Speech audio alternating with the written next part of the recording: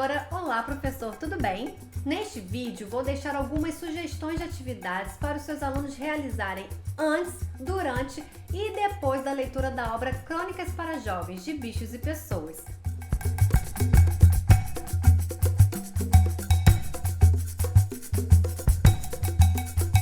Esta coletânea apresenta Clarice Lispector, cronista, trazendo à tona suas questões mais claricianas, por assim dizer. Um mergulho no interior do ser humano, suas subjetividades, suas questões mais íntimas. Uma excelente oportunidade de trabalhar com os adolescentes em sala de aula, seus projetos de vida e percepção de suas próprias questões. Vamos apresentar também um aprofundamento da obra e uma série de referências para que você possa trabalhar em sala de aula com os seus alunos, o que certamente enriquecerá a experiência de aprendizado durante a leitura da obra. Vamos lá?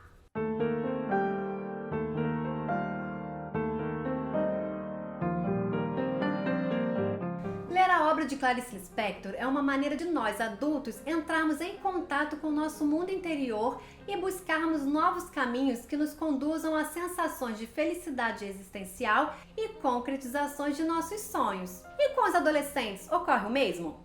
As atividades propostas a seguir são ferramentas de aprimorar a leitura com os estudantes por meio de debates, reflexões e discussões, tornando o livro um mecanismo de aprendizagem de diversos campos do conhecimento. Vamos conhecê-las? Antes de iniciar a leitura, que tal mergulharmos no gênero do livro, a crônica?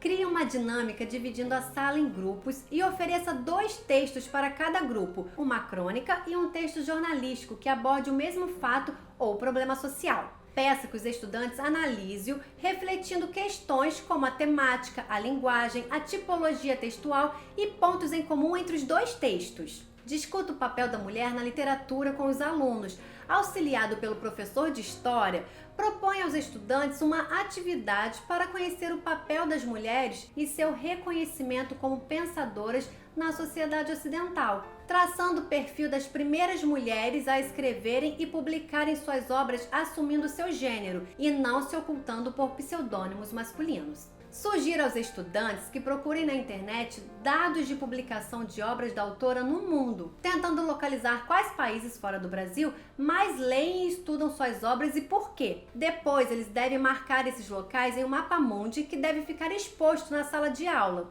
Clarice Lispector tem suas obras traduzidas para 32 idiomas e publicadas em mais de 40 países. Algumas crônicas permitem uma abordagem interdisciplinar no momento de construção do sentido durante sua leitura.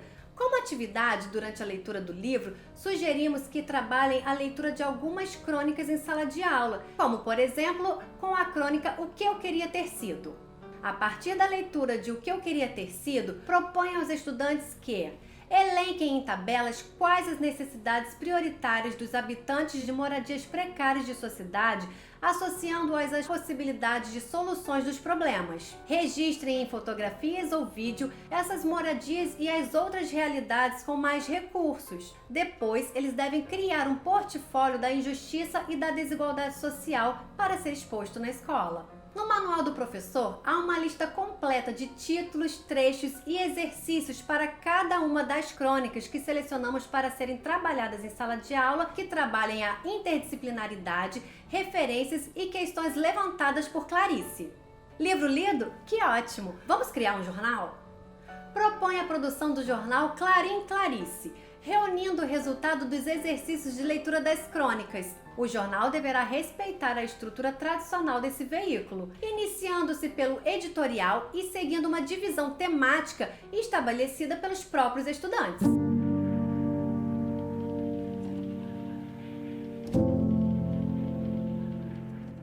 Influenciada pelas obras de Virginia Woolf, James Joyce e William Faulkner, o trabalho com a linguagem metafórica, a ruptura com o enredo calcado em acontecimentos e o percurso pelo mundo interior das personagens são traços da obra de Clarice Lispector que fazem dela uma das escritoras mais importantes do século XX, insuperável até hoje. Em toda a sua obra, há traços primordiais, por vezes elencado por ela própria, como no poema Canto da Mulher Eterna, de 1941. Para citar alguns, a recusa de fórmulas pré-estabelecidas pelos estilos literários, a necessidade de dar à palavra dimensões superiores aos sentidos estabelecidos pelos verbetes de dicionários, o abandono da total abstração sem qualquer vínculo com elementos concretos da vida real. Essa forte poeticidade presente em toda a obra de Clarice Lispector caminha em conjunto com reflexões sobre os múltiplos problemas e situações que a vida diariamente apresenta ao ser humano. Desse modo, ler a obra da autora é um desafio constantemente instigador, desde a primeira linha de seus textos até o pós-leitura, momento em que as mensagens da autora começam a se solidificar na alma do leitor.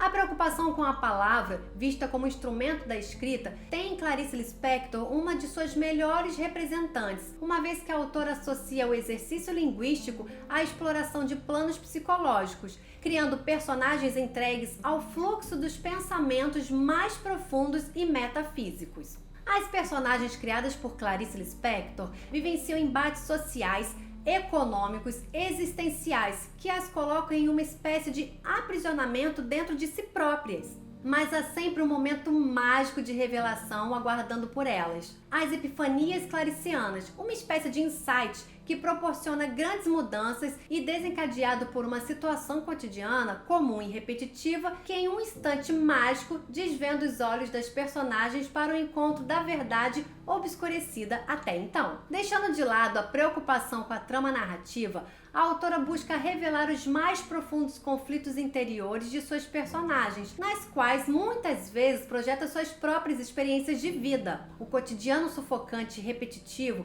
aprisiona suas personagens em um círculo vicioso existencial, do qual dificilmente conseguem se libertar. Embora Clarice nunca tenha se declarado feminista, é evidente em suas obras o desconforto com a posição da mulher na sociedade brasileira extremamente machista e estratificada da época. Ainda hoje, o desconforto clariciano e seus questionamentos sobre os papéis impostos ao feminino repercutem no Brasil e no mundo, talvez hoje mais do que nunca.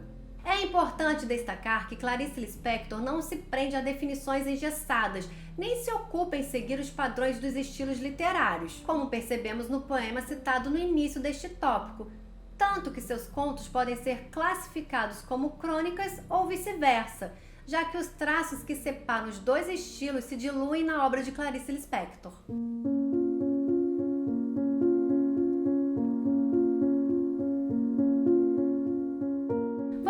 Agora conhecer algumas referências para acompanhar a leitura e as atividades de leitura do livro Crônicas para Jovens de Bichos e Pessoas. As sugestões que apresentamos a seguir se organizam de acordo com os campos de atuação social propostos pela BNCC e visam a articular diferentes conhecimentos produzidos em diversas áreas com o trabalho do professor com o livro. O programa Panorama com Clarice, última entrevista concedida por Clarice em 1977. Além da entrevista, há relatos de admiradores de Clarice, como Maria Bethânia. Página Clarice Lispector, site criado e mantido pelo Instituto Moreira Salles, com dados biográficos da autora, fotos, bibliografia e textos sobre suas obras. Podcast da Clarice, da editora Rocco. Neste podcast, conduzido pelo jornalista Soares Júnior, uma série de entrevistas com escritores, estudiosos e pensadores é realizada abordando as obras de Clarice Lispector. Felicidade Clandestina, de Clarice Lispector. Publicado pela primeira vez em 1971, o livro reúne 25 contos que falam de infância, adolescência e família, mas relatam, acima de tudo, as angústias da alma. Estas são algumas das sugestões de ampliação do repertório para complementar as atividades de leitura propostas pelo Manual do Professor e que apresentamos neste vídeo. Endereços de acesso e mais detalhes você encontra no manual.